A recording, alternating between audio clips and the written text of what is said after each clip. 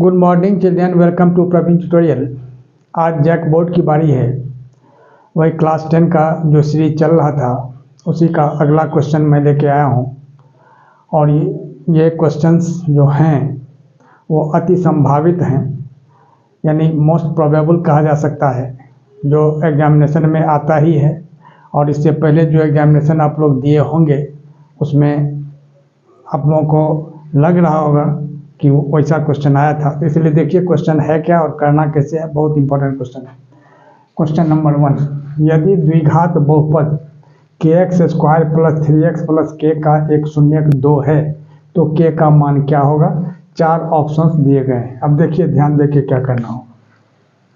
सबसे पहले यहाँ हल में मन कैसे हल किया जाएगा इसका। देखिए सबसे पहले लिखना होगा बहुपद है तो बहुपद को आप px लिख सकते हैं, पोलिनोमियल ऑफ x, यानी बहुपद x इज इक्वल टू कितना kx स्क्वायर प्लस 3x अब प्लस k। अब यहाँ क्या कह रहा है क्वेश्चन में, एक शून्यक 2 है क्योंकि द्विघात बहुपद का 2 शून्यक होता है, तो एक शून्यक 2 है तो कहता है k का मान क्या होगा। तब एक शून्यक 2 है तो x के जगह यहाँ 2 बैठाना है, इस जगह x के जगह।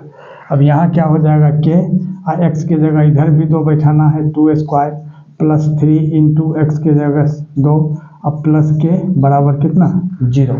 तो जब यहाँ 2 बैठा दिए हैं इज इक्वल टू 0 कर देना है। इसके बाद यहाँ क्या करना है, इम्प्लाइज का साइन देना है। या हिंदी में आप या भी लिख सकते हैं, अंग्रेजी में और भी लिख सकते हैं, यानी 2 2 जा 4 k अब प्लस 3 2 जा 6 अब plus k is equal to 0। अब देखिए यहाँ 4k है अब प्लस k है तो 4k अब प्लस k कितना हो जाएगा 5k, यानी 5k plus 6 is equal to 0। अब क्या हो जाएगा आगे देखिए 5k इज इक्वल टू अब प्लस 6 है। इक्वेशन का रूल है, साइड चेंज करने के बाद साइन चेंज हो जाता है, तो प्लस 6 उधर जाके क्या होगा -6। Therefore k is equal to कितना होगा -6।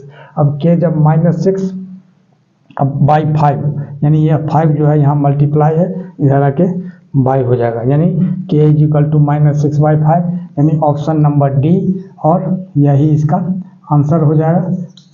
देखिए क्वेश्चन नंबर 2। क्वेश्चन नंबर 2 क्या कह रहा है, ये समीकरण 7x square minus 12x plus 18 is equal to 0 के मूलों के योग और गुणनफल का अनुपात है, यानी 4 ऑप्शन दिए गए हैं। अब देखिए सबसे पहले तो ये समीकरण दिया हुआ है, तो हल में क्या लिखना होगा, हल या आंसर कुछ भी आप लिख सकते हैं।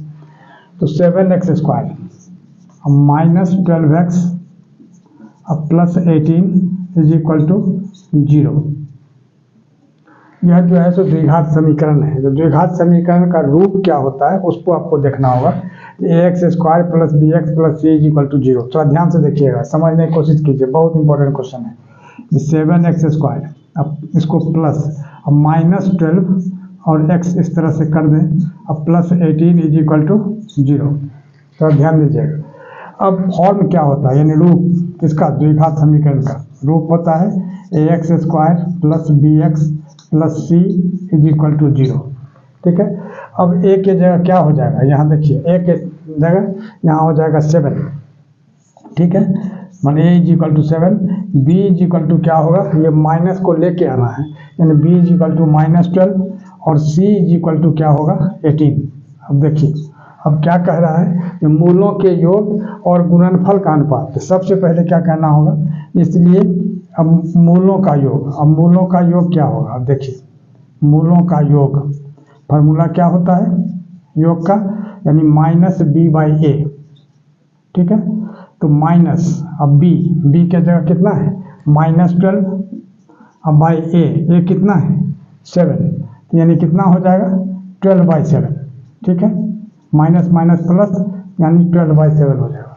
अब मूलों का गुणनफल, अब ध्यान दीजिएगा थोड़ा सा, मूलों का गुणनफल मेन चीज़ है फार्मूला। फार्मूला अगर याद है आपको तो फिर किसी तरह की दिक्कत नहीं होगी। अब फार्मूला याद नहीं है तो there are varieties of problems, थोड़ा ध्यान दीजिएगा। यानी गुणनफल में क्या होता है, यहाँ क्या है गुणनफल, थोड़ा ध्यान दीजिएगा। तो c/a, अब c कितना है, c है 18 और a कितना है 7। ठीक है, 18/7। अब इसी का अनुपात निकालना है, किसका, मूलों के योग और गुणनफल का अनुपात। अब देखिए अनुपात में क्या हो जाएगा, थोड़ा सा ध्यान देना है। अनुपात अब इसी का जैसे 12/7 है और डिवाइडेड बाई 18/7। अब क्या हो जाएगा, अब इधर आ जाइए।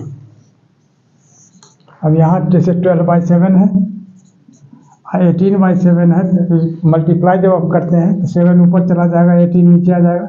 अब यहाँ क्या होगा, 7 1 जा 7 और यहाँ 6 2 जा 12 और 6 3 जा 18, यानी क्या होगा 2 is to 3। अब थोड़ा ध्यान दीजिएगा, 2 is to 3। अब इसमें खोजना है कि ऑप्शन नंबर कौन सा है, ऑप्शन नंबर सी यहाँ लिखना होगा, देयरफॉर ऑप्शन नंबर सी, और यही इसका आंसर। क्वेश्चन नंबर 3 क्या है, ट्रिग्नोमेट्री से है, त्रिकोणमिति से। यदि tan theta plus cot theta is equal to 5 है तो tan square theta plus cot square theta क्या होगा, यानी 4 ऑप्शन दिए गए। अब देखिए सॉल्यूशन में यानी हल में कैसे इसको हल किया जाए। अब देखिए तो सबसे पहले जो दिया हुआ यहाँ tan theta plus cot theta is equal to कितना 5, इसको तो रखना है।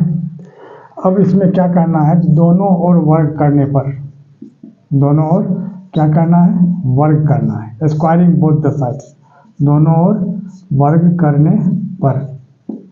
देखिए दोनों ओर अगर वर्ग करते हैं तो क्या होता है।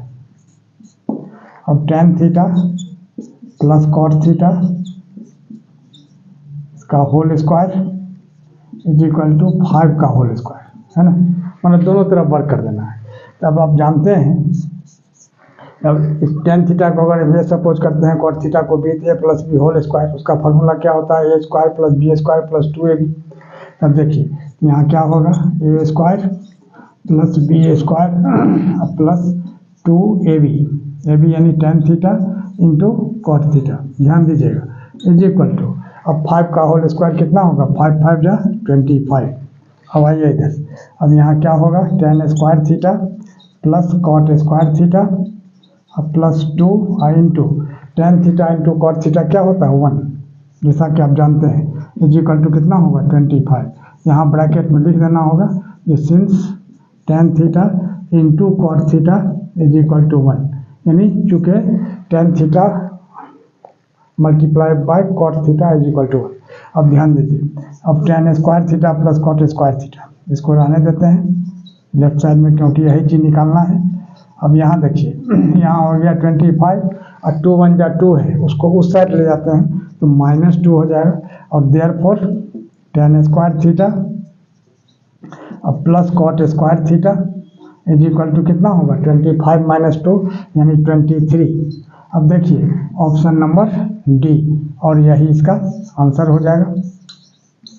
इसी तरह इम्पोर्टेंट क्वेश्चन का सीरीज लगातार हमारे बीच चलता रहे, इसके लिए आप लोग लाइक शेयर और सब्सक्राइब जरूर करें। धन्यवाद।